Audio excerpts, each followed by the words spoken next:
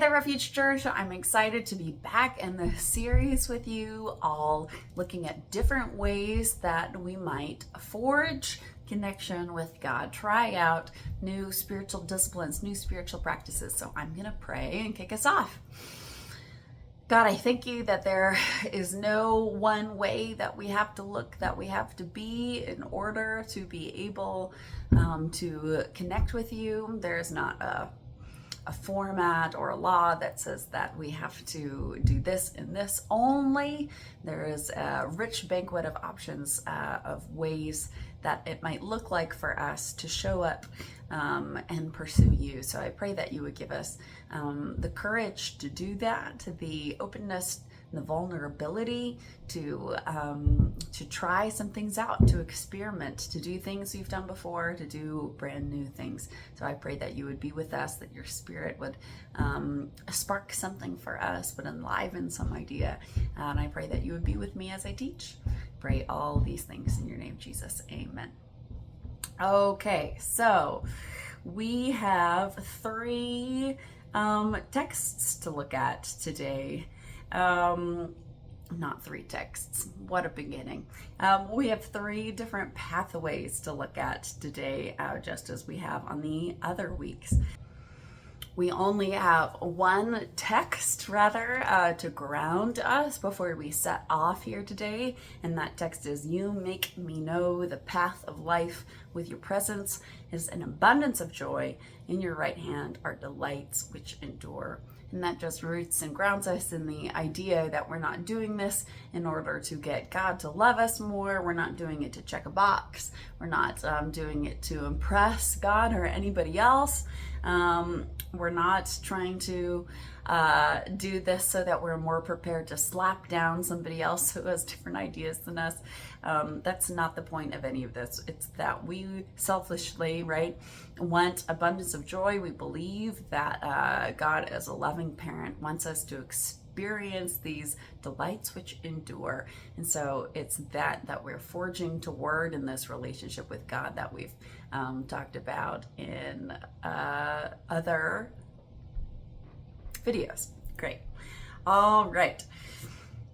That's our little path laid down. Our first one that we're going to talk about today is the traditionalist. You might be a traditionalist if it's intriguing to you to desire to draw near to God through ritual and symbol. So traditionalists draw near to God through ritual and symbol.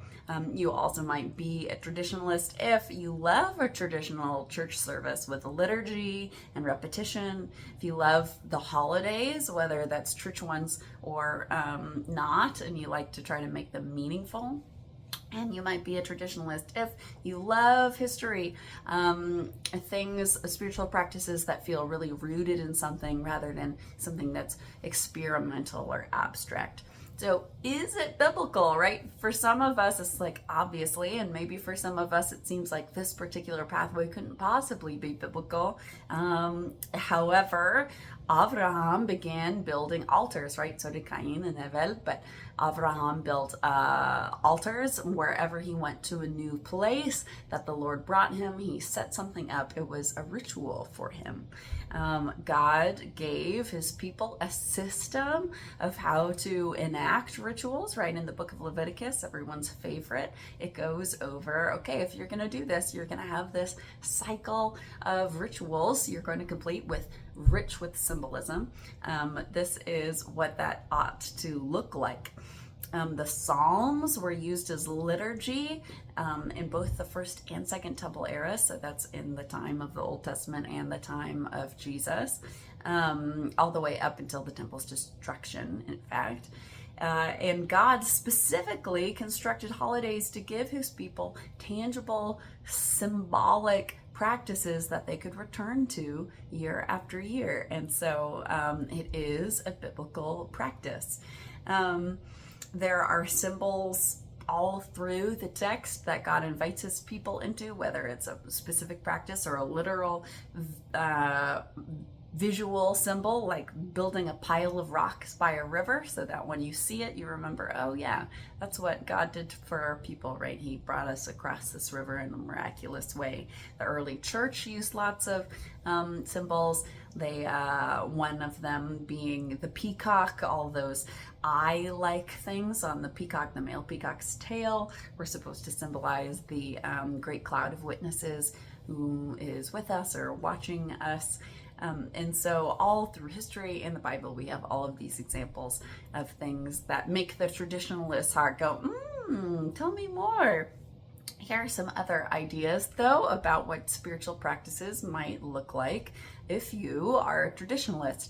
The classic devotions might be something that appeals to you. Being someone who's like, yep, I got my journal out, I got my book out, I got my Bible out, I've got a little candle going. To other people, that might feel like, ugh. And for other people, that might be like, oh, that's so cozy. I love that. So that's something that really appeals to traditionalists, though other types can use it as well, of course. You can use the holidays. You can use all sorts of calendars. So there's the biblical calendar. Sometimes we observe some of the biblical holidays at Refuge Church, but there's also the church calendar, which again, Refuge does most of, right? We've got Christmas and Easter and Lent. Those are the big ones, but there are more than that.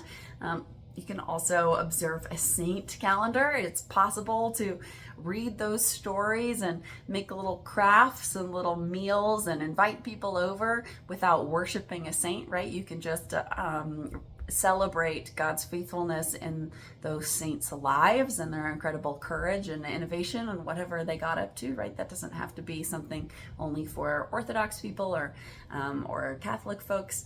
So there's that. You can also try to observe the changing of the seasons, right? Learn, hopefully in a non-appropriative manner, from the indigenous calendar, hopefully a redemptive or repentance-based manner, paying special attention to the changing of the seasons and marking that with different decorations or different candles.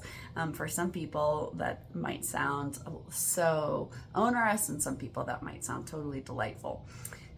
Liturgy or pre-written prayers can be really helpful for folks who maybe they just feel self-conscious or awkward or insecure or get stuck or get distracted every time they try to pray, but they want to pray more. There's a rich literature and history of literature to be found of pre-written prayers. I've dropped some favorite examples down in the description that y'all should check out. This sun moving is such a journey for at least me.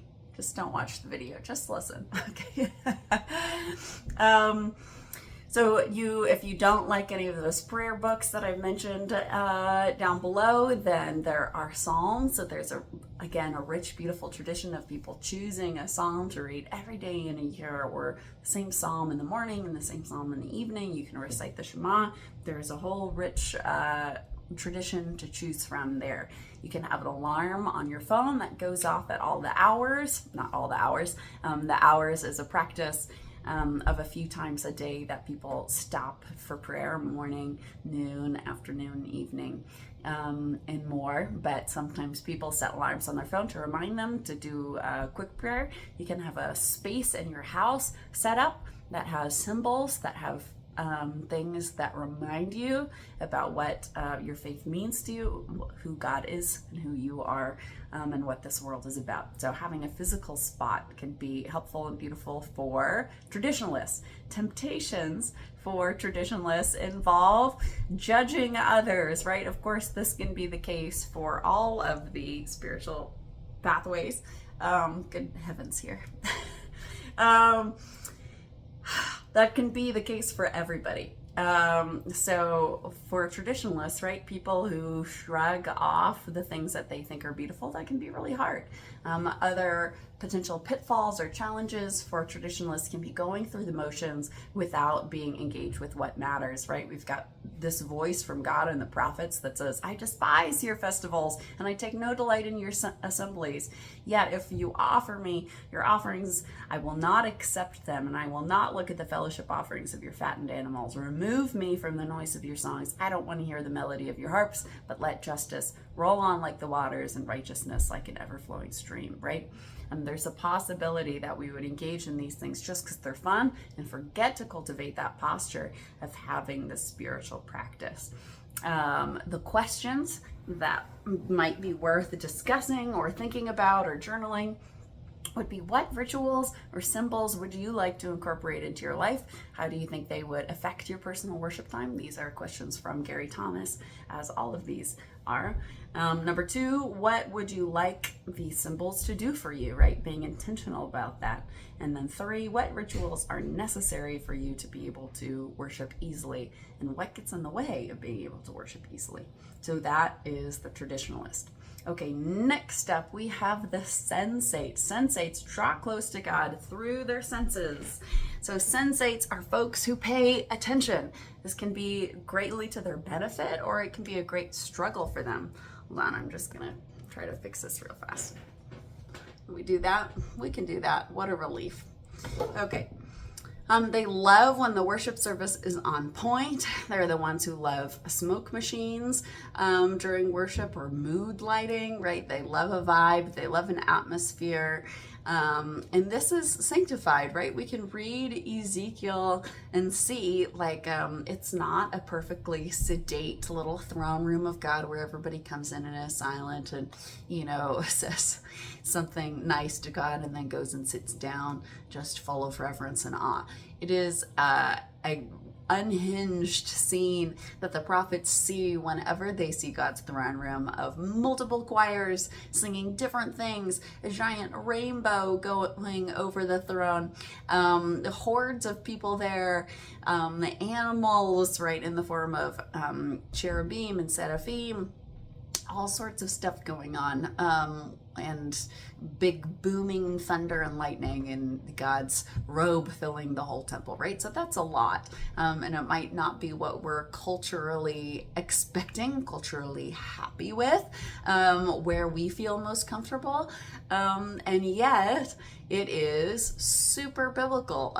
Again, pretty much every time people go and visit God, that's not the only way God shows up, right? He does also minister to people as a still small voice, right? Is the line we love from that that Elijah story. And yet that's not God's depiction of God's space. So people who are sensates are able to feel the presence of God, or pursue connection with God, communion with God, relationship with God, through things that are visual or that are sensory in some other way. So they might love a beautiful cathedral. They might find God in a beautiful painting.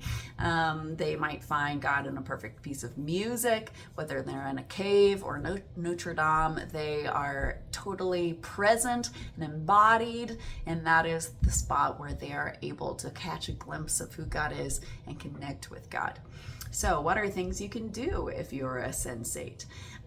You can visualize the gospel stories. So you don't just have to read the story, right? This is an Ignatian, very, very old tradition and practice in which you can read a story and then stop, and in a meditative way imagine, okay, what did it smell like?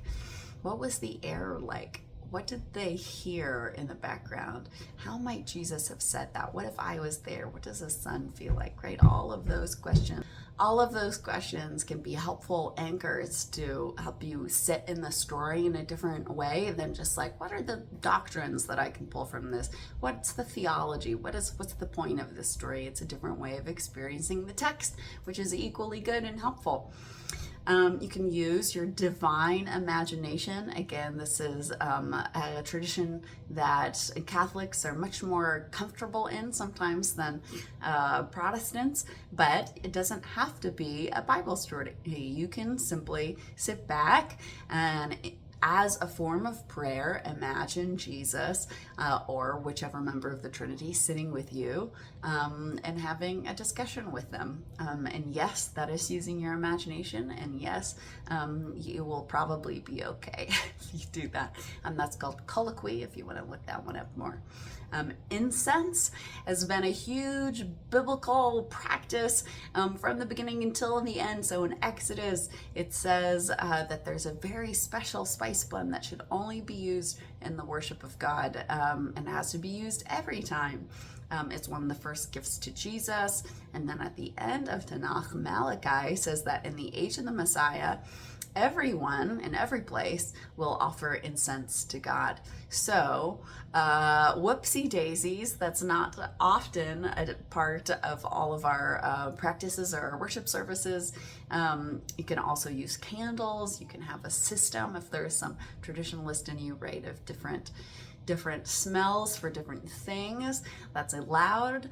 You can find worship music that's not terrible. Believe me, there's a lot out there. Or if you love the classic stereotypical worship music, power to you. That's beautiful, amazing, and you should love it. There's icons. Icons are little paintings that often are on wood, but they're of different biblical scenes, and you can put them in your house. You can have one in your office. You can keep them wherever you would like, but they can communicate something to you that can realign your posture with pursuing God, with this relationship with God.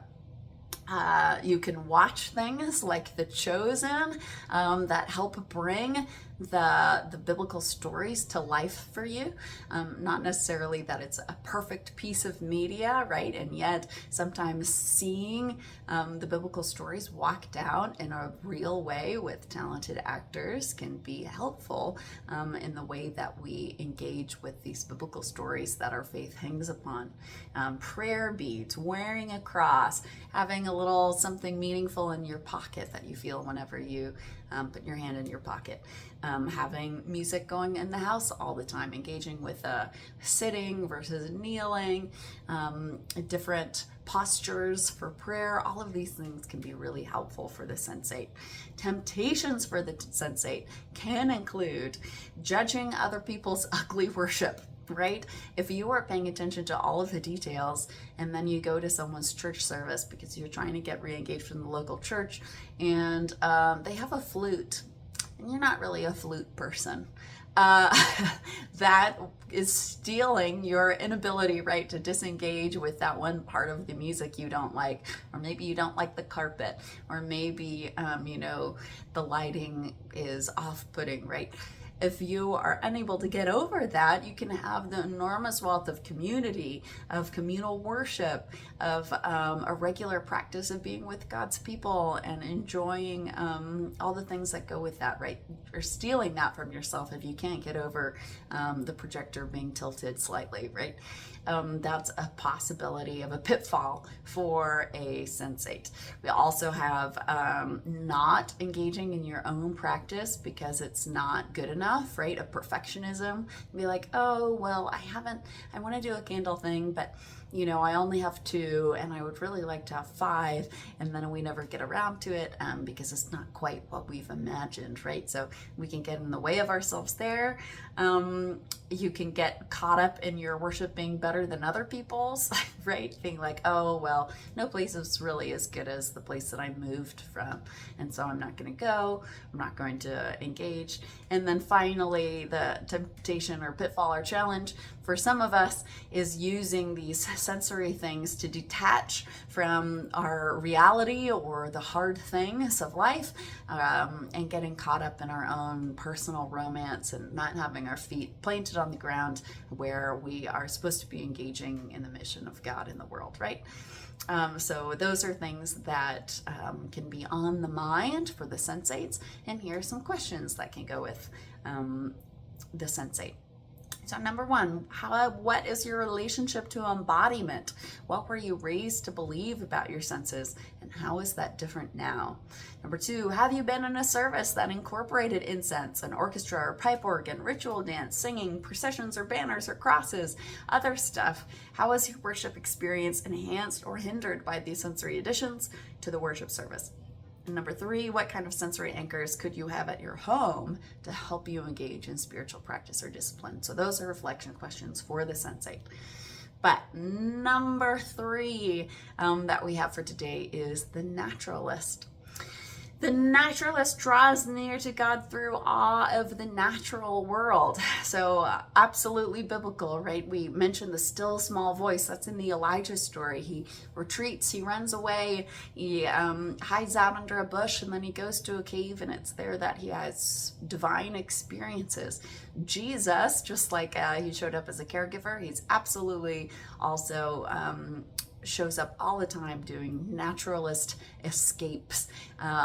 You can see little notes in the Gospels that he's always going off on his own into the wilderness to pray and to be with God. The classic quote for naturalists is, "The earth is crammed with heaven, and every common bush afire with God, but only he who sees takes off his shoes."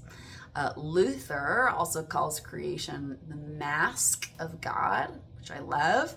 And for the naturalist, experiencing God is about experiencing awe, experiencing wildness and grandiosity, and being able to pursue God in that space. Some of us are already carving out spots in our life to be in creation, to be in nature, and yet it just takes that posture shift, like we've talked about previously, for it to be a spiritual practice and a spiritual discipline, which isn't even that complicated or difficult to do, right? It's just intention setting.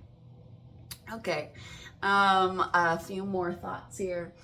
One is the one who opens his mouth, closes his eyes, right? So lots of silence when we're outdoors, just walking around, unless you're blasting podcasts or music in your ear, in which case you're cutting out your ability to hear from God, unless, of course, it's listening to something that helps you to do that. Teresa of Avila says, "Settle yourself in solitude, and you will come upon him in yourself." Solitude is supposed to prepare us to be back with God's people. So that's a little principle of the naturalist, right? It can't be about just escaping all the time. If we're noticing that when we come back, we're like, people, right? There might be a posture readjustment that we have to do because that wasn't Jesus's posture, right? He didn't flop on the ground dramatically every time he comes back and just start plotting his next prayer trip. He was deeply present and deeply engaged with the people around him. So what do spiritual practices look like for the naturalist? It looks like setting daily, weekly, monthly patterns of going out and being in nature. It doesn't have to be like the mountains are calling, I must go, and like doing a 12-day hike or whatever. It could just be going to a park that has some quiet. Hopefully you are able to find one or a few that are nourishing to you, but it can look like just taking walks around your neighborhood. It can look like hikes. It can look like full retreats. It might be a multi-day thing where you take 2 days every month or two to get away from your family and from your community and just be with God, and have that be as part of a pattern for you that upholds your health, that helps you to love and serve your family and community better. It can look like meditating in nature. It can look like journaling in nature, doing art in nature, creating little solitudes in your days, right? It might be during your drive, not again blasting all the things that we cram into our brain to distract us, but just enjoying the different drives that you have during your day. And then again, it can look like creating a quiet place in your home. With things from nature in it, right? If you're not in a season or a location that helps you to get away, that can be a helpful practice. So what are pitfalls, challenges, temptations for the naturalist? It can be not wanting to go back into the world, right? We've already poked at that one a little bit. If you are coming back grumpy and reticent to be in civilization, that is a sign of a need for realignment. Number 2, only believing that you can connect with God when you are by yourself, right? Solitude can be addicting. There's not too much going on. There's not people with all of their needs and all of their opinions. and all of their everything. And so if we are like, oh, God only exists out there, then we're missing the practice of communal worship, which again has been part of God's structure for his people for thousands of years. Gary Thomas puts it this way. He says, let him who cannot be alone beware of community. Let him who is not in community beware of being alone. One who wants fellowship without solitude plunges into the void of words and feelings, and one who seeks solitude without fellowship perishes in the abyss of vanity, in self-infatuation, and despair. What a quote. So here are the reflection questions for the naturalist. Number 1, where and when do you feel closest with God? Number 2, how is worship different for you when you're inside versus outside? Number 3, what could you do or where could you go that could help you worship more deeply on a regular basis? And number 4, how do you balance the need for natural beauty and quiet with this principle of being in community? What kinds of community activities are satisfying to you spiritually and emotionally?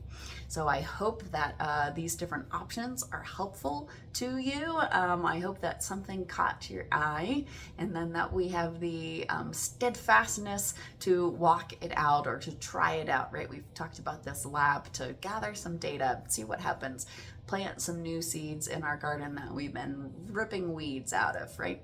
So I am going to pray, but if you'd like to talk about that in community, then feel free to go to refugepullman.com. There's a form and you can fill that out and we'll get you connected with our Zoom group if you're not in the Pullman, Moscow, Palouse area. We'd love to have you if you are. Okay, here I go. God, I thank you that you are available to us in the rich history of tradition, that you are available to us through all of our senses. It's not just thinking that we're able to connect with you, it's feeling and experiencing and being in our bodies. I thank you that we can also experience you in this incredible planet that you made, and that we're invited to find you in all of these different places. The whole world is alight with you. I pray that you would open our eyes to see that, and that you would begin to move our hearts and move our feet toward pursuing you in those ways. And why? We want that abundance of joy. We want our life to have meaning. We want our life to sparkle with the sacred and the divine and things that aren't outside of this mundane life that sometimes it feels like we're living. So I pray that you would be kind, be merciful to us, in your hospitality, in your benevolence. I pray that you would throw your doors wide open, and that you would help us find refuge, find sanctuary in your home. I pray all of these things in your name, Jesus. Amen. Okay, bye.